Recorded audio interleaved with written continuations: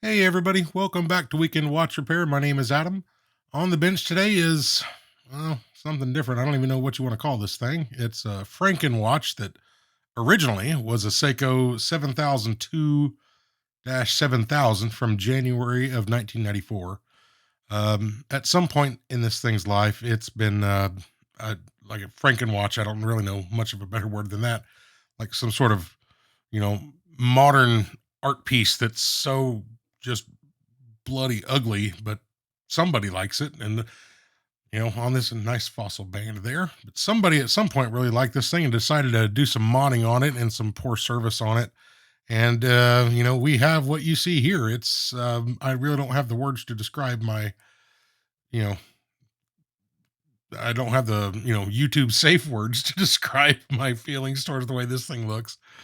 But we're just giving it a check here to just check function on it and just make sure that everything's working like it should. The rollover happened 15 to 17 minutes before midnight, but the quick set for the date seems to work.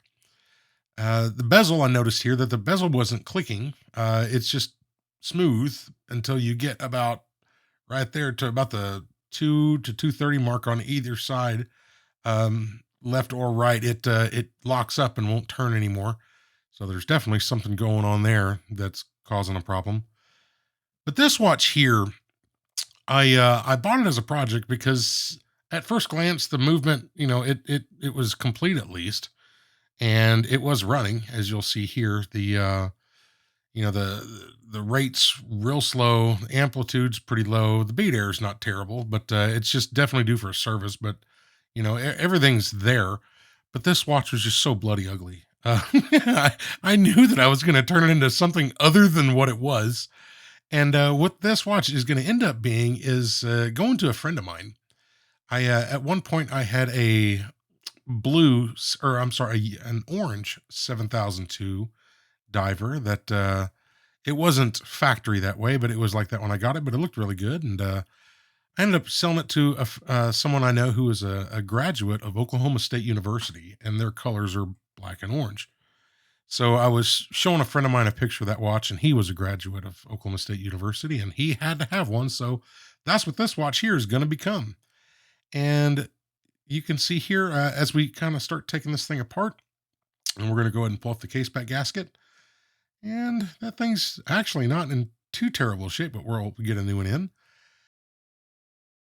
First thing I noticed here when pulling off this rotor is this rotor, I believe, has been replaced. Normally, when you don't see the branding on the barrel bridge, where it says Seiko and the movement number and all that, it's on the rotor, but neither the rotor nor the bridge has that. And usually when the rotor doesn't have it, the bridge does. When the bridge has it, the rotor doesn't. But I think someone has swapped out rotors in this at some point, but it is the correct rotor.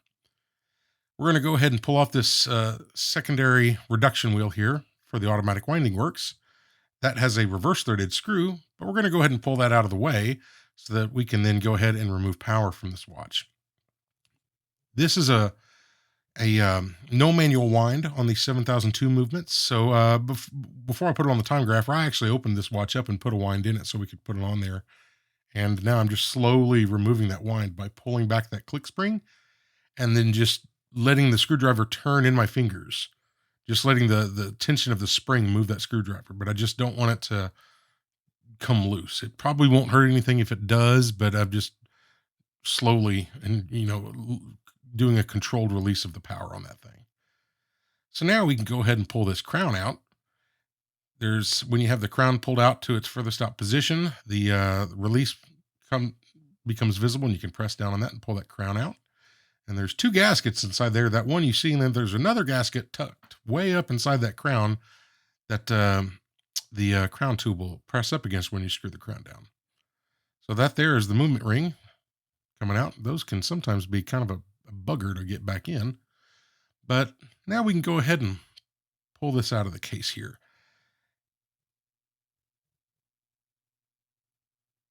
So this is an aftermarket dial. I could tell that by just the way it looked, but and it's actually not in bad shape.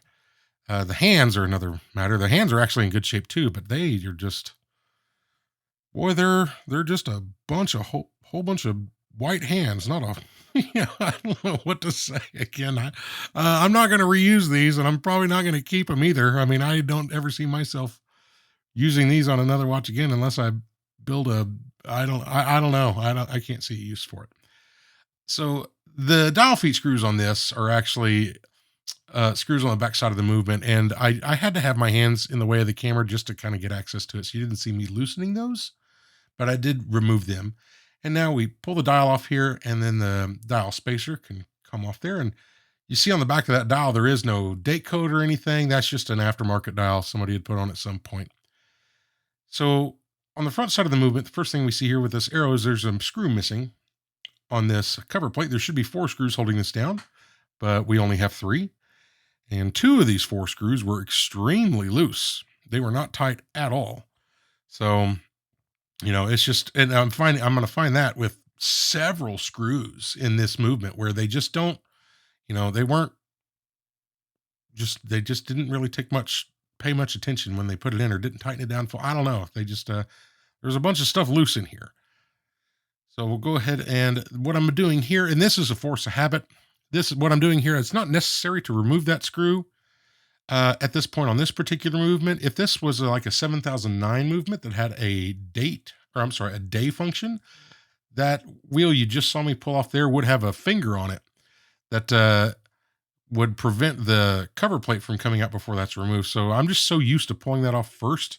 But when it's a date only movement, you don't have to. You can pull that cover plate off straight away. But first thing we notice here, that you see that gear attached to the cover plate. That's the intermediate gear between the hour wheel and the date driving wheel, but it was just stuck on there just because it's drenched in a thin film of oil. But go ahead and get this pulled out of the way.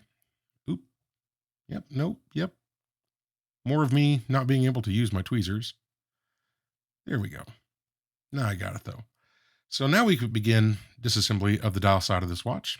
And we're going to go ahead and get this date jumper out of the way. We'll release tension on this and pull that part off. Now we can get the date wheel off. That comes off pretty simply. Once the cover plate's out of the way and that date jumper is removed, that thing can just lift straight off. Next up is the hour wheel. This is the minute wheel,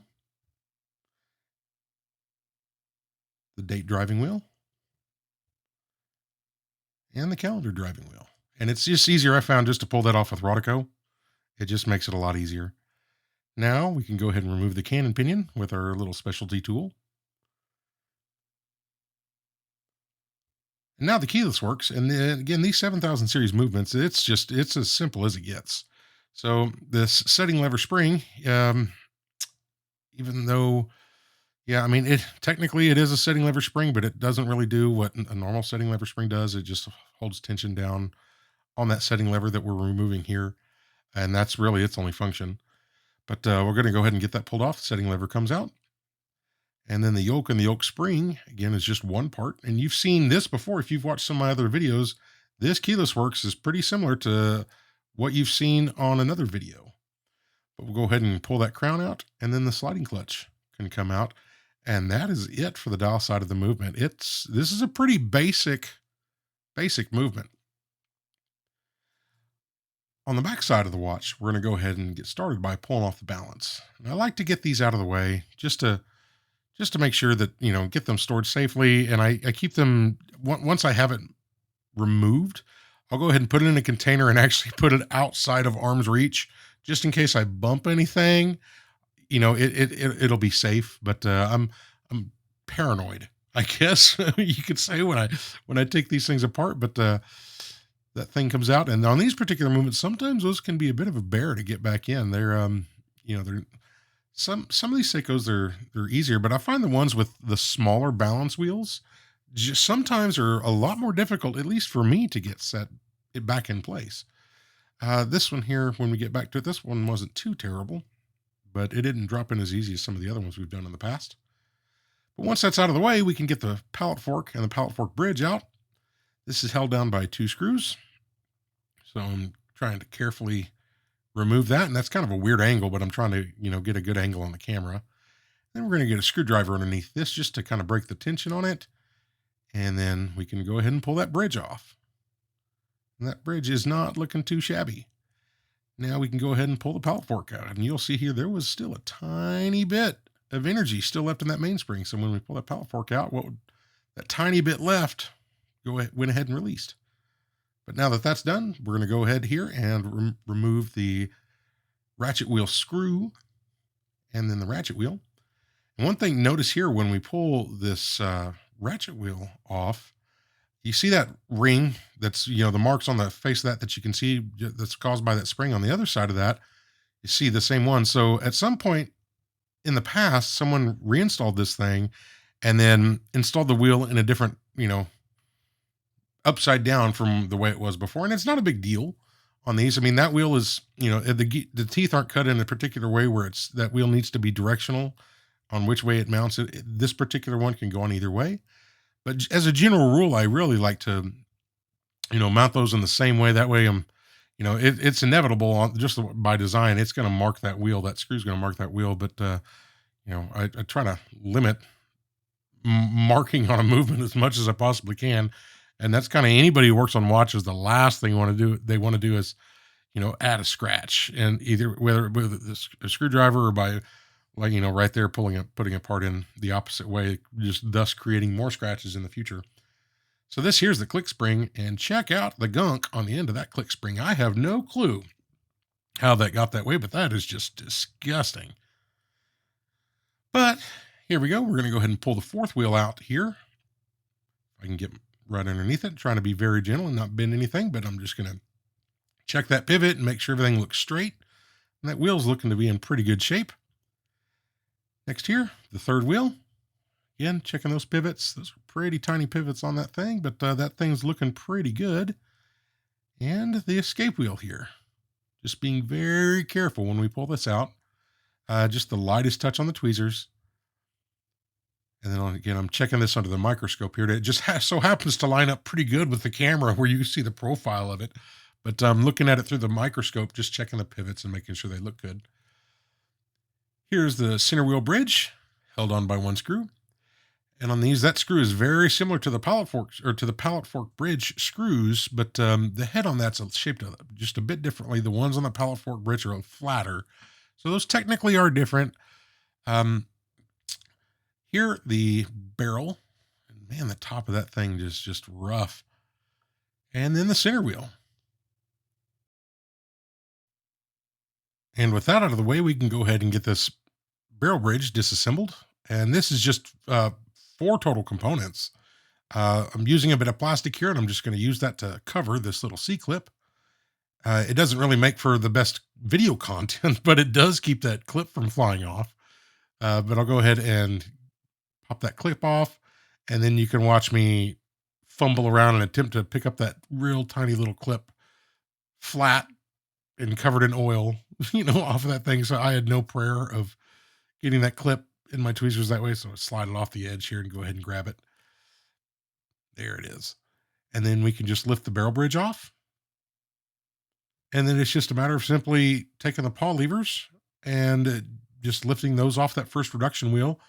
And that is the automatic winding works in this thing. And I've said it in multiple other videos, and I'll say it here. It's just the most brilliantly simple and efficient system for automatically winding a watch that I've ever come across. So kudos to Seiko on that. But with that done, this barrel here doesn't separate with the lid. The top and the bottom are kind of, it's just a different way of doing it. You have to use kind of a screwdriver and a razor blade and be very careful not to, to damage the wheel. But Seiko never designed these particular barrels to be serviced, but you can do it. And that's just the best way I have found to disassemble it. But you just must be very, very careful with both your screwdriver and your little blade to not damage the barrel, because you can if you slip or you lose concentration or something. But if you pay attention, that comes apart pretty easily. You just stick it in some Rodico there. But you see me here taking the spring out, and this spring, I'm going to lay this out here as soon as we get it disassembled. And you want these springs to be flat. A good mainspring will be flat. It's not the only thing that makes it good, but if it's out of flat, that is not good. And this thing, take a look at that. That is most certainly not flat. Yeah. Here's another view of it. The coiled end. There's the bridle end. You can see those Seiko bridles are kind of backwards from most normal mainsprings. Makes it fun when you try to wind it back in if you're using an automatic winder. But I wanted to see if I could save this spring. This here was just just a want thing. So I worked kind of my way down the spring, and I show this one here. I'm pinching it right before to the bend point, and I'm just using a little bit of pressure and just working that spring around. And I finally got it to where I liked it, and it was pretty flat, as you see here, all the way across. So I decided at first here, I was just going to go with this spring and see what kind of numbers we got. And if it ended up being needing to be replaced, then you know what, we'll go back in and replace it. But I wanted to try my hand at repairing it, so that's what we're going to do here. So we pop that bezel off. That ugly bezel. And we're going to go ahead and press this crystal out here. These dive crystals on these dive watches are pretty thick. This is a Hardlex crystal from Seiko. Hardlex is supposed to be, I guess technically harder than mineral glass, but not as hard as sapphire. But I mean, they do scratch. But I got it pressed out, but it didn't want to come out. And we give it just another little tap on the press there, and that comes out with it. Now we got to remove this bezel insert, and I have absolutely no care in the world on this because this thing is not getting reused. I would rather not have an insert in this watch than use that ugly, ugly bezel. So I just had fun. Took a screwdriver, used it as a pry bar, and I ripped that thing out. I don't care. Now I'm going to use my tiniest screwdriver here and get behind this bezel gasket, which is on the verge of being, brittle. It's definitely well beyond its usefulness. But there is no flex left in that thing. It's just, yeah. So here, ladies and gentlemen, is why what you're seeing here is very zoomed in on the case. And what you see there is supposed to be a ball bearing, and there's a spring underneath that, and that loads up, and that is what creates the click and the indexing on that bezel. And that ball bearing you should be able to press it down, and there should be some springiness to it, but there is none. And look at that. The top half of that steel ball bearing just broke off in half. So I used a little bit of kinetic energy, if you will, and tapped the edge of that case against my bench on the mat, mind you. I didn't want to scratch it, just to get the lip of that above the case, and I'm using my tweezer seal to pull that tube out. And I'm using just my finest smoothing broach. The tip of that finest smoothing broach is super tiny. And that ball bearing is literally flaking apart. And, they didn't use the greatest steel on these, as it turns out. But then it finally hit me. There's a relief hole on the back side of that tube. So I used an old broken oiler. And I used that as a push rod and basically drilled through, all the gunk inside that tube and pressed out that ball bearing. So you can see that here. And then, sorry for the fuzziness on here. I was so focused on what I was doing, I forgot I was recording at this point because this is all new territory. But look at that. That is just caked up dirt and gunk and all kinds of nonsense in there. And there's still a spring inside that if that was clean, that spring should have fly out and should have hit me in the face. I mean, it was that was as gunked up as I'd ever seen it. But here we're going to go ahead and just, clean up the pivots on these wheels. And the reason I'm not doing music over this and like a montage is because people have asked me what that tool is I'm using. And the most popular name for it is, it's a silicone polishing pad. Eve Flex is the most popular brand, but that's just a brand. You can get on like Esslinger or something, and it's a silicone polishing tool. And there's 4 different grades. The green is the extra fine grade. I'm just using that to clean the pivots on that. Just kind of not even really polish them, just kind of get any surface gunk off of there and just make sure they're pretty clean before they even go into the cleaners. So here I'm going to load up my parts baskets. And before you say anything, I recognize I'm not using finger cots, but to put that spring in, but it's about to go into the cleaners.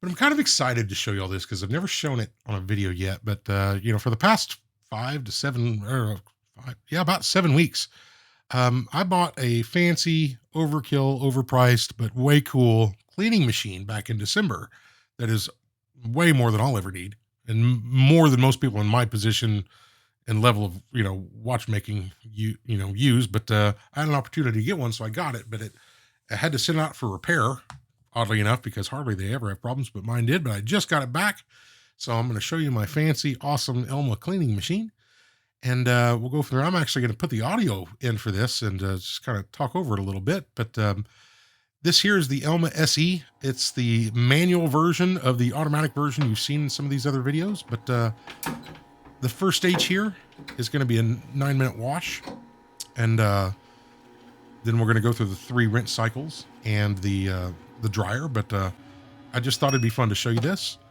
Well, kind of while we're going through this montage, I wanted to take a moment and let everyone know I recently created a Patreon.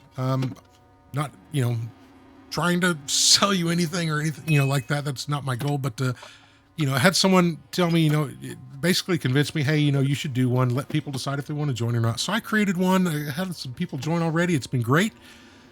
If you want to sign up, I really would appreciate it. All the funds are going to go directly into the channel, and none of it's going to remain personal. It's going to fund watches and tools and all that. And I had some stickers made up and some thank you cards, and I got some other stuff in the works, and we'll get that all sent out to you. It doesn't matter what level you sign up at, but if you want to go over there and take a look, I really would appreciate it. It would really mean a lot for me and help the channel grow, and kind of help cut down on some of the expenses that this is not a cheap operation. I'll tell you that to do this, but I do enjoy it, but and every little bit helps, and I really appreciate everyone who watches. Even if you can't sign up, if you enjoy this channel, thanks so much for watching, really, from the bottom of my heart. So here, I'm going to kind of go into a little bit more detail on the jewel cleaning. I know the past couple of videos, I've kind of skimmed over this part because I figure, most of you people who are watching this have really seen this. A lot of people, you've watched a lot of watch repair videos, but I just want to show you my process. But the only thing I didn't show you here was actually scrubbing the jewel, but on my little sanding stick and on the paper, but I buff it against a padded sanding stick on the paper and between dunks and one dip. And then we reassemble it like you see here, and I'm using my automatic oiler. Once I get the end stone and the chaton assembled, we'll go ahead and get that oiled, and then you can see that oil ring, and that's looking pretty good. To me looks to be about 70% surface area of the inside of that jewel. You can see that perfect circle there. So we'll go ahead and get that set back into place and tap down where it needs to go. And you might appreciate that if you're really have paid close attention to my videos, the tweezers I've used in the past on these, I went ahead and I got some thinner tweezers I had, and then I kind of reshaped the ends of them a little bit and made them much smaller and much skinnier, and they're a lot more suited to this particular task. But we'll go ahead and get this spring in, and that one went in really nice. That one didn't fight me at all. But we'll go ahead, and now we're going to flip this moving over, and I'm going to go ahead and show you both sides because, again, recent videos I've, glanced over it and only shown one, but I just figured I'd show you both upper and lower balance jewels on here. It's going to be the same process. I'm going to go ahead first by turning this and getting 2 of the 3 teeth of that shock spring out. Once 2 of the 3 are out, you can go ahead and remove it, and I'll just remove it with a bit of Rodico. And at first, the jewel want to come out with it, but I just want the spring. So there we go. And now I'm going to keep this camera angle here. I hold the Rodico straight there over the paper, and I don't move it because if that thing falls off, I want it to fall straight down where I can see it. Then I move my one dip underneath it and then drop it in. And if it drops in together with the end stone still in the chaton, once it gets in that one dip, it'll separate. That chemical will separate those two. Once it gets cleaned up, we'll go ahead and get this one assembled just like the previous one. Now we're going to drop some oil in it. Just like that. And we'll flip this one over too and see what that oil ring looks like. That one there is actually just a tiny bit smaller than the other one. And I mean a tiny bit. That one's like 50% coverage. And that's good. And really, you wouldn't think that would make a difference. It actually could. You can, if you have vastly different oil coverage between the upper and lower balance jewels, you'll see positional difference on your Timegrapher where you'll see an amplitude drop between one side and the other, because one side has more friction than the other, because the amount of lubrication in there is different. And even I don't this thing here. I mean, in the end, this is fine. This did make a difference in this watch, but that's why you really want to have the same, real as close as you can to the same amount of lubrication between those jewels, because when you're testing the multiple positions, that does make a difference. So now we're going to go ahead and wind this mainspring back in. So I'm using on this particular one, a number 6 arbor here on my winder. And we'll go ahead and get this wound. And these are really easy to do until you get to the bridle, because most bridles, Seiko kind of reverses theirs versus the way, the bridle is kind of attached to the mainspring at the tip of it, where most of them are attached before the tip at the base of the bridle. So you have to kind of collapse the two, fold it inwards, and then get that other bridle inside that drum. And you can break the connection of that bridle pretty easily. So now I go ahead and get that in. I loosen it up a little bit first, and then now I'll go ahead and start tightening it back in. And then that thing sits in there fully. And now I'm going to go ahead and spin that around. And the whole time I'm doing this, if you haven't used one of these yet, the whole time when you're winding it and all that, you're putting constant pressure inwards, because the one thing, you don't want that thing to come out, because if that thing pops out even a little bit, that spring will go flying, and it's shot. It's if you do reuse it, you're not going to be pleased with the results that you get. So now I'm using an X-Acto knife, or just a very little razor blade, and wedging it between the spring and the arbor, just to kind of, so when I pull out the arbor, the spring doesn't come out with it. And technically, once you get it started, you can use tweezers to do the rest, but I just use that blade.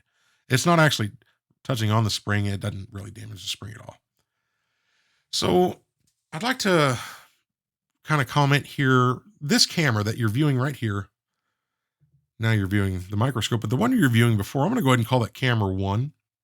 It's actually how I have my my memory cards and those identified as camera 1, camera 2. That camera 1, the one that's a bit further away. You'll notice, I'll be honest with you, I am not super pleased with the quality of the video on that camera. And it was completely my fault. I was trying to figure out, before I was shooting this video, before I ever started disassembly, I wanted the brightness to look the same between the two. And me not being any sort of subject matter expert on cameras at all, and I mean at all, I went in there and started messing with settings and the f-stop settings and all that. And I was like, well, I can raise my f-stop setting a little bit and adjust this and this and this, and it'll make my focus area greater and blah, blah, blah. And I started playing around with it. And instead of saving it into a new user setting, because these cameras I'm using have 3 different, preset options in there, option 1, option 2, you can save 3 different, groups of settings. Instead of creating it in a new slot, I overrode my old settings. I think, they look pretty good, right? But these are not that great on this. And I actually have had to change exposure levels on some of this footage on that camera, just so you can see it better on this. I overwrote my old settings, and I should have written them down. And then, so when I went to filming, I put on the setting I always use, and I started filming, and everything's fine until I get to the editing, and I'm like, whoa, this footage looks way different. Like that I'm not a fan right there. This footage. So, if you notice, that particular camera view is not up to at least the quality you've seen previously, which I'm not saying is the best out there, but it's better than what, it's been better than this on that camera. That was because of me being stupid, and it is what it is. I think it's not the end of the world. Like, you can still see what's going on, and then the next time you see it, I'm going to put some time in and get that setting dialed in, hopefully before the next video. So I got the barrel pressed back together here, and I'm just kind of rotating around in my tweezers here, just checking that lip all the way around to make sure that barrel lid is seated in fully all the way around. And now we can go ahead and get started putting this movement back together. And I'll go ahead and preface this by saying the first thing I do here is make a mistake. I don't even catch it just yet. So go ahead and lube that bottom part of that arbor, putting the barrel in here. And now I'm going to go ahead and put some lubrication on the top of that barrel arbor. And I think some of you people have already caught my mistake. If not, you'll see it in a second. But go ahead and I'm going to lube this barrel arbor here, just like that. And then I realized, oop, the next thing would be the center wheel, and I can't put the darn center wheel in because the barrel's in the way. So, I could have cut that out and you would have never known I screwed up, but it's not the point of this channel. I'm not claiming to be something I'm not. So now we can put the center wheel in. And that thing drops in nice. Now is the time to put the barrel in. And that lid on that barrel, I mean, I don't know. That looks like I turned it on a lathe. It's so ugly. And that's saying something considering I don't even own a lathe. Technically that's not true. I do own a watchmaker's lathe, but it's incomplete and I don't have a motor for it, but it was part of a tool lot I bought. I've never used a lathe, and that looks like I turned it on a lathe. I mean, that looks awful. I don't know if that's just Seiko, a lot of these are stamped parts and they just didn't finish it because technically, I mean, the intake that's not touching anything, that hurts nothing, it being that way. It's just they didn't take the time to dress that part. And, Seiko's more built, engineered towards economic manufacturing and reliable running. So that doesn't need to be dressed. It's kind of not the point of these watches, but generally it's better than that. So here, once that's in, I'm going to go ahead and check in, shake on this part just to make sure that it's looking good. It's easier to get to that part now than it is later when I get the train put together. So now we're going to go ahead and install the escape wheel and this one here.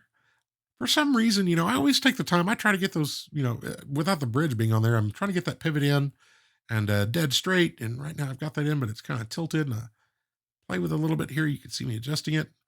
There we go. I always try to get each wheel perfect. And then as soon as I, breathe on that thing or put the next part in, that thing's going to move, right? It's not going to stay that way. So I kind of have to laugh at myself for being so OCD and trying to get that pivot perfect before it's time to have it perfect. But third wheel went in super easy. That's payback for all the grief that wheel's given me on other watches. So it owed me that one. Now we can put in the fourth wheel. Kind of got it a bit crooked there to start, but I'll go ahead and get it straightened up, and a little love tap on the side. And there it goes. It falls into place. And now I'm just kind of adjust that escape wheel because it needs to ride up and engage with the teeth on that fourth wheel. There we go. And before we put this bridge on, it's real easy to forget the click spring. So I want to make sure and get that put in next. There's a tiny bit of markings there on the left side. I couldn't get that off, but that's kind of where it rubs against that post. And I think that's just wear from over the years. But that major black gunk you saw on there, that did clean off. So now that that's down, we can go ahead and get this barrel bridge assembled before we put it on. So now, first off, we have the first reduction wheel. And this does take quite a bit of lubrication. It's funny in the manual on this, it actually kind of shows like instead of just a tiny amount, it shows like this whole pool of lubrication. It looks like it's engulfing, the certain parts on that thing. The manual makes it very apparent. It does require liberal amounts of lubrication on this point. So we're going to go ahead and get that pawl lever put on there. Basically the reverse orientation where it's going to be, because when it's installed on the watch, it's going to be oriented in the exact opposite direction. Now we can go ahead and get the bridge put on and fed through that jewel. And now that that's done, we can go ahead and get this click put on. So I'm going to use a bit of Rodico to maneuver it into place. And just like the other one, I'm going to cover it in plastic, but I'm going to switch to the microscope camera here. And hopefully you can see somewhat of kind of how I put this on. It's still not easy to see, but come on. There we go. That's how I press it on, just like that. A lot of people squeeze it from each side, but I found I don't really like doing that. I find it difficult. So that's how I like to put those on safely. Now we'll go ahead and put this barrel bridge on.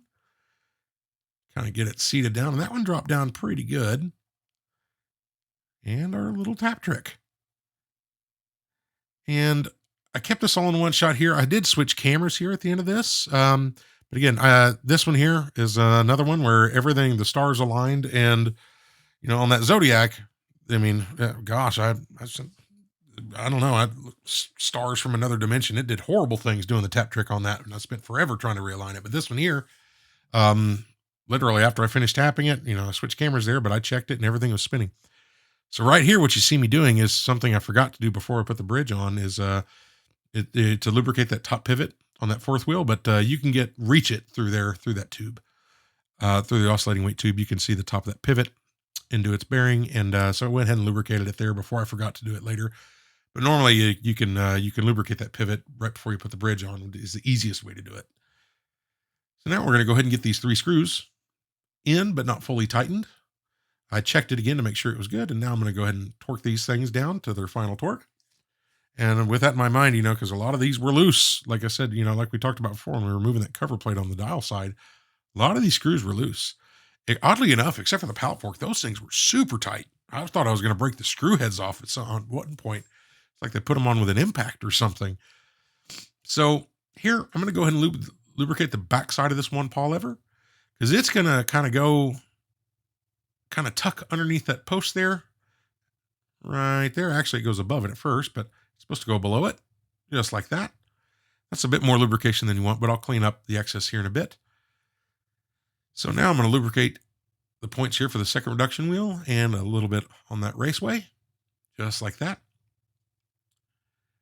And now we can get the rest of the parts here. So we're going to start off by putting in the ratchet wheel back on. Normally, if this thing didn't have markings on both sides, I would put the side with the markings on it up, just so I don't create new ones. And this is what I get for getting my cleaning machine back, because now everything's all super clean and nice and shiny and slippery, and I can't even spin that wheel with my tools to put it in the right spot. I had to fight with it because it's so darn slippery. That's my excuse. So now I'm going to put on the ratchet wheel screw. I'm going to go ahead and move this paw lever out of the way so I can screw that down. I don't want it to come down and pinch on that other paw lever. So there we go. We can get that screwed down. And once it's down all the way, then we can get our hold down tool in there to just kind of wedge in there and keep that ratchet wheel from turning. And now we can torque it down. And now before the second reduction wheel comes in, I'm going to go ahead and put the paw lever back in place. And then you can see that excess lubrication on the top of that paw lever there. The lubrication is where we need it now, inside of that stud. So we can just clean off that excess there, tuck it back in where it needs to go, and we can go ahead and get that second reduction wheel put into place. And you don't want to press down on that hard, because there's a pinion on the underside of that engages with the ratchet wheel. So you just kind of want to be careful and you kind of make sure you got the teeth engaged on it before you start tightening down on that screw. And you saw me kind of tapping on it with my tweezers there, and it sat down just the tiniest bit. But that ratchet wheel, that second reduction wheel screw, and then on a lot of other watches, that would be a crown wheel. But those 3 slots on there, that means it's a reverse threaded screw. So we're going to tighten it by turning it to the left. And now I'm going to apply a little bit of HP 1300 here on the side of the second reduction wheel, on one on each side, just a little dot on each side. And we're going to work this around, and that's just going to lubricate that wheel and that paw lever. And I'm just looking to make sure that everything's working good. I'm watching the ratchet wheel. I'm turning it in your view, I'm turning that wheel to the left, and the ratchet wheel's turning to the right. And now I'm going to switch and turn this to the right, and that ratchet wheel still turns the same way to the right. So just making sure all that's working good. And there's that graphic. If you want to like and subscribe to the channel, these videos are quite a lot of work, kind of behind the curtain. It's probably 25 to 30 hours of work per video is what I'm finding. That may be way more than a lot of people put into an hour plus video, but me and my limited experience, that's what it takes me. So, liking and subscribing is a huge help for me and the channel. And, for my, I don't really know what to say, but it means a lot. Just kind of recognition that people appreciate the videos. It means quite a bit. And, hopefully the more people that like the videos or subscribe to it, YouTube will share it with more people. And I think that's just awesome. So I'm really glad that you guys are enjoying these videos, and slowly and surely, more people are watching. And actually, as the time of recording this, I actually just looked at YouTube a little bit ago, and we just broke 900 subscribers. I think yesterday. That blows me away. 900 subscribers. That's just, I don't have words. That's awesome. So thank you, everybody. So you saw me kind of fiddling around, trying to put that pallet fork bridge on. I finally got it in, but I'm just using very gentle pressure to do it. But then you finally saw it seat down. We're going to go ahead and get these 2 screws down. Once they're both down fully, then I can go ahead and tighten them. Generally you don't want to tighten, you can, but you don't want to tighten one down without the other one in, because it could kind of tilt that bridge up and cock it one way or the other. But went ahead and put a little bit of wind in the watch, and now I'm just checking to make sure the energy is transferring on that pallet fork. And like you see here, that's looking great. So now we're going to go ahead and lubricate the escapement on here. It's Mobius 9415, little dot on the edge of that jewel. And I'm going to apply that to 5 teeth and then repeat the whole process 2 more times. See, you can see how that oil is kind of coming off and is going to be on the edge of each of those escape wheel teeth. And then I got a little bit of grease there on the edge of that, on that jewel. So my OCD would not allow that to go. So I'm just cleaning that off. There we go. Now with the horrible camera quality, I'm sorry, everybody. I can't use that other camera that's in super close that in my opinion I've got that one dialed in beautifully, but I have to have both hands. This is a 2-hand operation, the microscope doesn't really give the proper angle on that. But so I'm kind of forced to use this camera, but you can still see the bridge going. I actually tilted it up just to kind of check it and make sure that everything was seated good. And then I pressed that bridge down a little bit. And now I noticed here at first, because you notice I haven't lubricated the wheel train yet, and I only had just a couple turns in there. So I'm going to go ahead and put a full wind in this thing, and I'm going to turn it until I can feel that spring start to slip. And immediately, the first time you do it, you'll feel it slip and you'll feel it drag and you'll feel a lot of tension. It'll slightly get easier and then remain at that tension afterwards. And that's after it's kind of spread around that braking grease that we installed. But now with this running here, we're going to go ahead and lubricate the rest of the wheel train, upper and lower, that we haven't done yet. And I'm going to use my microscope here. Focus looked good on my microscope, not so much on the video. But see how that reduction wheel is kind of covering that. That's a tough one to get to. But that there, that's the escape wheel. That is the first reduction wheel, lower pivot. And that is the third wheel. And we've already lubricated the bottom barrel arbor, and we've already lubricated our center wheel during assembly, the lower ports. So we don't have to do those.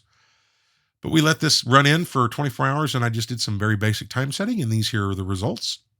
Pretty decent amplitude. Between you and me, I was hoping for a little better. I've read 230, 250 is actually a really good range for these movements. I'll take their word on it. But I have seen these reach 270 before, and maybe a little higher, but with an original mainspring. This mainspring here, I'm pleased with 250 with this mainspring. And we got great trace lines, great bead error, great rate. I think if we put a new mainspring in it, it'd be even better, and it'll run in after a few more days and it will get better. But that's totally great for this watch. It'll run fantastic. The only thing is, with that spring, what I found at the time of this recording, this watch has been running for about a week now, and I've checked it again. And then I recently just checked a power reserve. And the power reserve was about 34 hours. I think they marketed these at 40 hours, if memory serves, 40 or max 43 or something like that. So the power reserve is a little lower. And that's the mainspring, right? So, if we put a new mainspring in it, that would fit. If you wear this watch every day or even every other day, that's a non-issue. This is a total runner. I've worn this watch every day. I'm actually wearing it right now, recording this video, and it's going to go to its future owner here real soon. But I really wanted to have this video up before, so when he gets his watch back, he can immediately go see it. But I've been wearing it, making sure that it's running good and that there's no issues on it. And so pleased to say that this watch is running fantastic at this point. Amplitudes in the low to mid 260s. So we got the sliding clutch in and the yoke and the yoke spring, and I'm just applying a little bit of grease here to that before we put in the setting lever, just to kind of have that in place so I don't have to do it later. It's easier now, especially on this particular keyless works. Now we can put in our setting lever, and you can watch me fumble around trying to get the spring set in place here and that setting lever engaged with the yoke there. We pull that yoke back and put tension on it. And then as soon as I did that, the clutch wheel kind of popped out of place. So we'll get that put back in, and then I'll attempt number 2 here. There we go. Now we got it into place here, and I'm going to hurry up and get that cover on it before it decides to slip on me again. Here's that, it's really more of a cover plate and a hold down spring than a setting lever spring, but it is putting downward pressure on that setting lever. So when you push the crown release, all that does is kind of push up on that setting lever and push it away from the crown tube or the crown stem, and it allows you to pull it out. And then once you release that, that setting lever comes back down, and that's what would it locks down and holds that stem in from being removed. So now we're just applying a little bit of grease here to a few points on the crown tube. I say crown tube. This is not that's the crown stem. The crown tube is on the case. The crown stem, and we're going to go ahead and get this put in.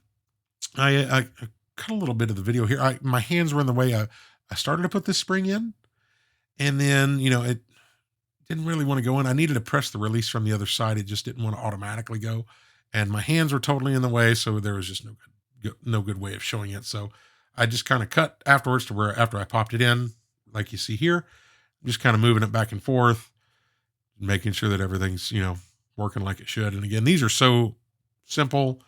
If there's something wrong, I mean, man.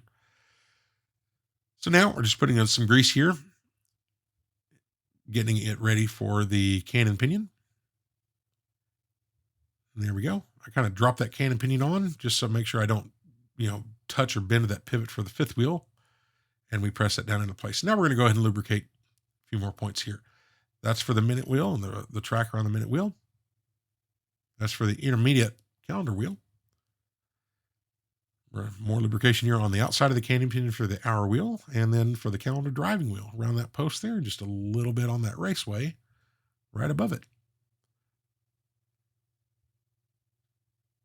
Cleaning up a little bit here. I made a mess on the top of that stem, and now just the final piece here for the date jumper. We can go ahead and get started with the rest of these parts. That there is the minute wheel. And once that gets set in place, what I like to do, I'm just pressing it down there. I just like to put the keyless works in time setting mode there by pulling the crown out all the way and just spinning it and just making sure that it's seated down fully. The teeth are engaging between the sliding clutch and the cannon pinion. But just a quick check before moving forward. Everything seems to be good. So this here is the calendar driving wheel. That just sets down on that post. That's the intermediate calendar driving wheel and the hour wheel. We just want to make sure that it's engaging fully and correctly between the minute wheel and that intermediate wheel. And then the date driving wheel, just making sure that we put this on in the correct orientation. You could put that part on either way, but this is the way that finger is shaped. It needs to go on in that manner. And now the date jumper. So we'll go ahead and get our hold down tool here. And I'm just going to hold this down and move that spring into place. Then I'm just going to hold it down again and get a little bit of grease on my oiler here and try to lubricate between that spring and the main plate there. And then I'll just clean up the excess here because we just need it on that contact point. So get rid of all that extra grease. And then a little bit of 90-10 on the edge of that date jumper where it's going to interact with the date wheel. And as that calendar mechanism rotates around and all that, it'll distribute that grease along the teeth of that wheel. I think maybe one of these videos we'll go through and there's another way to lubricate. You don't have to lubricate that part. You can lubricate the wheel itself. I've never actually tried it that way, but I've seen someone do it and it was brilliant and real simple. And it would totally work. So I think we'll go ahead and give that a try on one of these future videos here. But now I'm trying to set that spring into place and I'm trying to pull it out, but that date wheel didn't fall down when the spring got out of the way. So we'll try number 2 here and see that date wheel drop down. And now we can set that spring into place. There we go. And now we can go ahead and put the cover plate back on there. And I did source the 4 screw because if you remember, this was missing one of the 4 screws. So I did source that 4th one. That screw is shared among several different movements. And so I had a 7S26A just in the parts bin that I bought as a donor to fix something a long time ago. And the screws on the cover plate on that movement had the exact same part number as this one. So they were just it was a perfect fit, exact same screw. So I just took one of those. Once we get all these tightened down, I'm going to go ahead and just check function here. First off, I'm going to put this in quick set mode and trying to turn it fast there, but here we go. This is distributing that lubrication we applied to that date jumper wheel, and I'm just checking the feel of it just to make sure everything feels good, and it's feeling great. No issues there. And next we can finish with the top plate for the calendar works. And again, if this was a day date, that part I just put on there would have a finger on there that you'd need to put on after the cover plate. We could have put this in before we put the cover plate on, but I've done a lot of Seikos in my time, and I'm just so used to doing it in this order because most of them have day dates. So again, and that's a kind of generally I like to kind of give a little bit of history on these movements, and it would take, gosh, it would be like a whole video. It would be an hour long speech on all the 7,000 series movements because there's a ton of them. But and oddly enough, you would think this is a 7,002, and you would think that would be early in the line of when they made these 7,000 series movements. But they did not release them in numerical order. So 7,002 was among the last of the 7,000 series before they went to the 7S series. Oh, by the way, there's our bright orange Oklahoma State OSU football dial. At first I wasn't sure, but that thing is kind of growing on me. I like that thing. And, since this does not have raised indices, if it did, I would not be tightening these dial feet screws like you see here. But it didn't hurt anything since there are no raised indices. But now we're just finding midnight. So we're going to set the hands. We want to find midnight right there, right when that date turns over. And now we're going to install the hour wheel. And like I was saying earlier, as you see me installing these, the 7002s, I think, came out in 1988 through 1996, among the last before the 7S series came out. But the 7002 was a, automatic only, date only. But there's 7005s and 6s. There's 7009s. I mean, and some of those came out, I think the earliest one in the 7000 series came out in 1969 or 1970. So they made these 7000 series movements for a few decades. They replaced the 63 series movements. So a lot of the divers that predated these had the 6309s and all that. And before that was the 61 series movements. And so I think most people are kind of familiar with the Willard, the 6105 movements. There's 6105 and 6106s. I've actually got a 6106 movement that's on my list to get worked on. And you saw me put the hands there. Sorry, the minute hand, the footage was bad. I had my hands in the way. But now I'm going to go ahead and get this case put back together here. And the first, we're going to put this chapter ring in. And there's a kind of a notch on the back side of that aligns with the spot in the case. So you kind of, I edited out apparently the putting in the, there's a gasket for the crystal. So that went in, and now we're going to put the crystal in here and just kind of pressing that in place a little bit. And then we'll move it over to the press and get it in. So I'm putting a little plastic on the bottom side, and that is just a flat. That's not that die is just flat. And so, because this crystal's flat, so I'm just going to use that to put even pressure on it and just kind of press it down gently and just work my way around it, just rotating the case a little bit, pressing it down a little bit, rotating it, pressing it, so on and so forth. And just kind of working that thing down, making sure it gets even. And then after it's done and I remove it all, I check it just to make sure it's seated fully and that the glass is in even all the way around. So that worked out great. So here, this is that click spring assembly. So I got it all cleaned up. That spring, you can see that spring sticking out of there. I went ahead and put the tube back in, and I put some grease on the spring and put the spring in. And now I'm putting some silicone grease on the top of it, because what Seiko used to do is they would that's a 1 millimeter ball bearing, and they would press that in and compress it and the spring in, and then they would crimp that tube very slightly around it so it would be captured. And I could do that here, but it's just a pain. It's a pain enough here, but if you can get that ball, so that is a 1 millimeter ball bearing, and the Seiko part's a few dollars. I can spend that same amount of money, and I bought some 316L stainless steel 1 millimeter ball bearings, a package of 500 of them for like $5 on Amazon. You can get a 306 stainless steel, 316 or 316L. Hardness is the same, I believe. The difference between them in the alloys, there's some some corrosion resistance. This 316L being the biggest.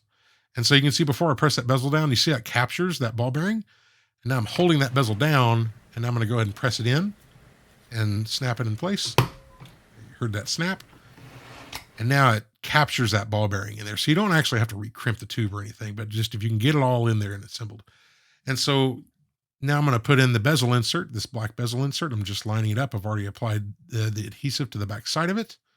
So once I like where the center position is, I'll just kind of work that in all the way around. And so you've probably noticed here, I could have made this video 45 minutes longer than it was. But my buddy who wanted this watch, he's seen the watch before it started, and we both had a laugh at how it looked, but he wanted a full polish. And I believe the top side of this was brushed from the factory, but he wanted full polish. So I went ahead and did it. Again, I don't own a lapping machine, and somebody had polished this case a long time ago. So most of the edges on this are very round already. There's not a whole lot of sharp angles. So, which is good for me and my equipment, but I went ahead and did my best full polish that I could on it. I didn't get a 100% of all the scratches. I didn't sand it down fully, but I did go to town on that case quite a bit. I actually think it looks pretty good. So here I'm putting this first gasket in way back in the back of that gasket. And now I'm going to put this O-ring on here. And I decided to show this because some people have asked me how I put these O-rings on. Again, I'm not an expert. So if there's an easy way to do it, I don't know it. They're not necessarily easy, but this is how I do it. So I'll get it up there and then just kind of capture that not the spring, but the O-ring, and then just kind of rotate, have my thumb hold it down, and I'll just rotate it around. Now we're going to go ahead and case this movement. You got to admit, it's not factory, but that's a good looking watch. I think so. I really do. I normally like to keep stuff factory, but this thing was so far out of factory when we first got it. This dial and the bezel and all that stuff, that doesn't bug me in the least on this watch. I think it looks fantastic. And the band I put on this thing is so awesome. So now we're going to go ahead and get this crown put in. See if we can get it pushed in, if it'll finally go. And boom, there it goes. So now we'll put the movement ring in. And you got to work these around. Sometimes you got to, it takes more work than it should to get this thing to seat fully. At least I think so. But I finally got that thing to seat in properly. And then the next thing we're going to do here, right here, whatever prompted me to put the O-ring in at this point, you can see the case back gasket is now on the watch. I did that off camera. I completely spaced. And so, yeah. But here, you got to time the rotor. So the two arrows are pointing to the hole in the first reduction wheel and the post on the balance. Those two need to be in line, and then you need to align the center of the oscillating weight with the crown. And that's how you time these rotors when you put them on. You just put them in that orientation. So we'll get that in and then get this screw tightened down. Just making very careful that it engages correctly with that first reduction wheel before you start cranking down on that screw. And then just use my hold down tool to allow me to tighten it. And then I'm going to go ahead and just put a little bit of lubrication on this bearing. And one thing I did check is that there was not a whole lot of play in this. And maybe it's because this is, again, it kind of reinforces my theory that this is not the original oscillating weight on this watch, because this bearing had very little play. It's in really good shape, actually. So no issues there. But I'm going to go ahead and clean up the tiny mess I made while lubricating that bearing. There we go. Now we're going to go ahead and get the case back put on. And you can see me, I've been wearing these finger cots for a while, and kind of smudged it up a little bit. So after I'm tightening this thing down here with that Rodico, I see my smudge marks. So I've got my OCD will not allow me to kind of keep that with the way it is. So I got to clean it up here. Now we're going to go ahead and get this case tightened down. And why you see me doing this, actually, I wanted to let everyone know there's, we did a poll a while back, and to see what watch the the viewers would like to see next, because the watch I had been working on, which was the Zodiac, it was the mystery watch at the time.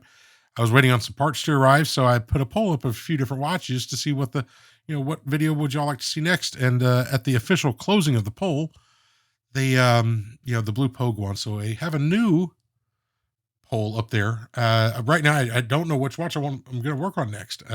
As I'm recording this, the next watch. So I've put several different options up there. So if you want to go over to the community page, just take a look. You don't have to be a subscriber or anything. Just go in there and vote and just tell me which one you'd like to see next.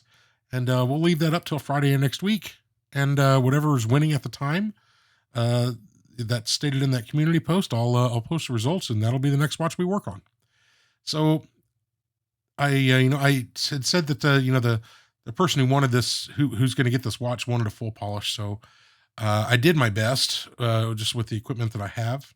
And so I was just kind of showing that there. It's not perfect or anything, but it turned out pretty good, I think. So now we're just installing this strap. This strap is from Uncle Seiko. And I tell you, usually I get Tropic straps or something, which I love on a diver, but this thing is just fantastic. Look at that strap. So I think this watch turned out really nice. Here we're going to kind of show a before and after. And here you can see the Frankenstein, pieced together. Somebody loved it. It just not me. But, on the right, I think it turned out really nice. And here, we weren't going to get out of this video without taking this watch into outer space. So our alien friends did a flyby there. That was a lot of fun. I wish I could go that fast when I take these trips. But ladies and gentlemen, that's it. I sure hope you enjoyed the video. I think this was a major transformation, a major facelift for this watch. Really appreciate you stopping by. Make sure to go to the community page and vote on which one you'd like to see next. And I hope everyone has a pleasant day. Take care, and we'll see you on the next one.